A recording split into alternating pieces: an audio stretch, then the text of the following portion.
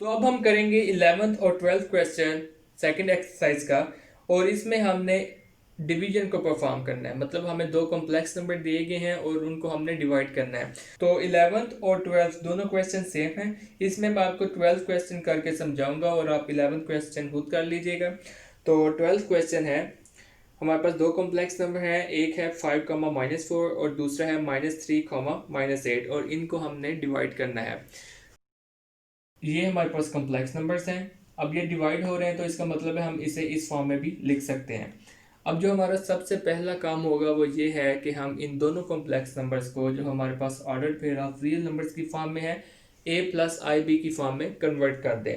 So after conversion of these two complex numbers in the numerator and in the denominator into a plus ib form, we will have 5 minus 4i in the numerator and -3 -8i in the denominator। जो numerator में complex number है उसका real part positive है, imaginary part negative है। और जो denominator में complex number है उसके दोनों रियल और इमेजिनरी पार्ट नेगेटिव हैं। तो इसलिए after conversion of complex numbers into a plus ib form we will have these two complex numbers।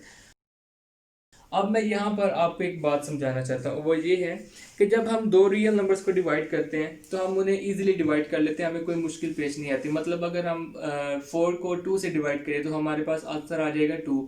और अगर हम जब दो इमेजिनरी नंबर्स को डिवाइड करते हैं तो भी हम इजीली कर लेते हैं। मतलब अगर हम फर्ज करें हमारे पास दो इमेजिनरी नंबर्स हैं 8i और 4i, कोई भी नंबर जिसके साथ i इंक्लूड हो उसको हम इमेजिनरी नंबर कहते हैं। तो हमारे पास दो इमेजिनरी नंबर हैं 8i और 4i, इसे भी हम इजीली डिवाइड कर लेंगे, हमारे पास आंसर आ जाएगा 2। लेकिन यहाँ पर एक क्वेश्चन है कि हम दो कॉम्प्लेक्स नंबर को कैसे डिवाइड कर सकते हैं। तो इसका आंसर ये है, जब भी हमारे पास कोई दो कॉम्प्लेक्स नंबर हो और हम उन्हें डिवाइड करना चाह रहे हो तो हमारा जो सबसे पहला काम होगा वो ये होगा कि जो कॉम्प्लेक्स नंबर डिनोमिनेटर में होगा उसे रियल नंबर में कन्वर्ट कर दें। वो कैसे करेंगे? उसका तरीका ये है कि जो कॉम्प्लेक्स नंबर डिनोमिनेटर में होगा उसके कॉन्जुगेट के साथ उस पूरी डिवीजन को मल्टीप्लाई भी कर दें और डिवाइड भी कर दें। तो अब हमारा जो नेक्स्ट स्टेप है वो ये है, multiply and divide division 5 -4i by -3 -8i with this complex number, that is the conjugate of complex number that is present in the denominator -3 + 8i। आप देख सकते हैं कि ये जो कॉम्प्लेक्स नंबर है वो कॉन्जुगेट है इस कॉम्प्लेक्स नंबर का जो डिनोमिनेटर में मौजूद है। कॉन्जुगेट कॉम्प्लेक्स नंबर क्या होता है?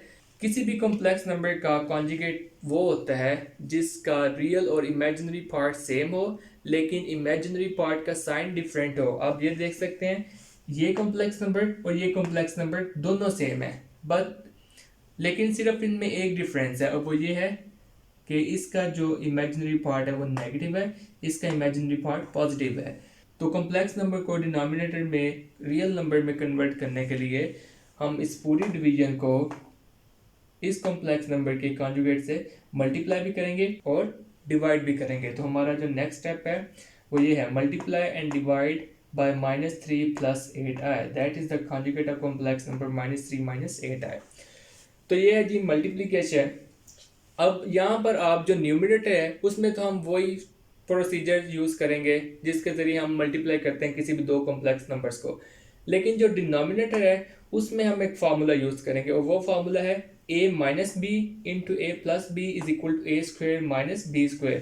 बिल्कुल इसी फार्मूला की तरह आप देख सकते हैं हमारे पास दो जो कॉम्प्लेक्स नंबर है डिनोमिनेटर में वो है -3 -8i -3 + 8i। तो जो न्यूमरेटर में है इन दो कॉम्प्लेक्स नंबर्स को मल्टीप्लाई करने के बाद जो हमारे पास आंसर आएगा वो होगा -15 + 40i + 12i - 32i²। और डिनोमिनेटर में ये वाला फार्मूला यूज़ करने के बाद हमारे पास आंसर आएगा -3² - 8i²। -3² is equal to 9 and 8i² is equal to 64i²। तो डिनोमिनेटर में हमारे पास आ जाएगा 9 - 64i²। अब यहाँ पे जो चीज़ हमें नोट करनी चाहिए वो ये है, हमारे पास न्यूमरेटर में भी i² है, डिनोमिनेटर में भी i² है। तो हमारा जो काम है i² को रिमूव करना है। वो कैसे कर सकते हैं? Very easy. हमें पता है कि i² की वैल्यू होती है -1, तो हमें जस्ट i² की वैल्यू -1 पुट करने की ज़रूरत है, न्यूमिनेटर में भी डिनोमिनेटर में भी। तो आई स्क्वायर की वैल्यू पुट करने के बाद हमारे पास तमाम वैल्यू सेम रहेंगी, लेकिन आई स्क्वायर की जगह हम सिर्फ वैल्यू -1 पुट कर देंगे। नेक्स्ट स्टेप में अब देखिए हमारे पास दो रियल पार्ट होंगे, दो इमेजिनरी पार्ट होंगे, और नेक्स्ट स्टेप में जो -32 होगा न्यूमिनेटर में, वो after multiplication with -1 would become +32, क्योंकि हम जानते हैं अगर हम किसी भी नेगेटिव नंबर को नेगेटिव से मल्टीप्लाई करें तो वो पॉजिटिव हो जाता है। बिल्कुल इसी तरह जब हम -32 को -1 से मल्टीप्लाई करेंगे तो वो हमारे पास हो जाएगा +32। तो जो डिनोमिनेटर में हमारे पास -64 है, ये 64 कहाँ से आया है? ये आया है 8i का स्क्वायर लेने के बाद। 8i square would be equal to 64i square, और i स्क्वायर की वैल्यू हमने पुट कर दी है -1। तो जो हमारे पास अब -64 है, जब मल्टीप्लाई होगा -1 से तो ये नंबर तो सेम रहेगा, मतलब 64 को अगर हम मल्टीप्लाई करें 1 से तो वो तो 64 रहेगा। लेकिन अब ये देखिए -1 से मल्टीप्लाई हो रहा है, तो ये -64 after multiplication with -1 would become +64, because any number, any negative number when multiplied with another negative number would become a positive number। तो अब हमारे पास जो न्यूमिनेटर में दो रियल पार्ट्स हैं और दो इमेजिनरी पार्ट्स हैं, और जो चीज़ नोट करने के काबिल है वो ये है कि डिनोमिनेटर में हमारे पास दो रियल पार्ट्स हैं, 9 एंड 64, और यही हमारा टास्क था। हमने डिनोमिनेटर से इमेजिनरी पार्ट या कॉम्प्लेक्स नंबर को रिमूव करना था और कॉम्प्लेक्स नंबर को कन्वर्ट करना था रियल नंबर में, और वो हम कर चुके हैं।